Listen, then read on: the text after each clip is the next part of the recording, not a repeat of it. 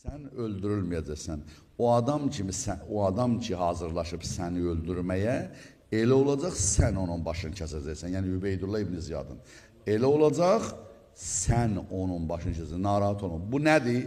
Bu qeybdən xəbər verməkdir. Bu hardandır? Bu imamın payıdır. İmam, indi söz yox, bəşər bugün imamı tanımır. Elə imam deyir, mənlə eyni adamdır. Bu müqayisə. İmam elmi lədün sahibidir. Qeyb elmi imamdadır. De ki, mən Allahın istədiyindən başqa özümə nə bir fayda, nə də bir zərər yetirməyə qadir deyiləm.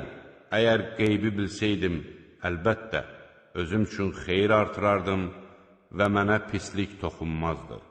Mən sadəcə iman gətirən bir qövm üçün qorxudan və müjdəliyəməm.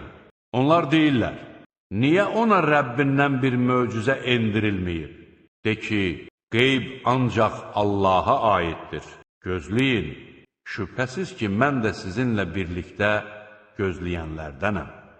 Göylərin və yerin qeybi Allaha məxsusdur. De ki, Allahdan başqa göylərdə və yerdə olanların heç biri qeybi bilməz.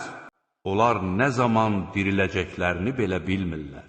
Həqiqətən o saat haqqında elm yalnız Allahdadır.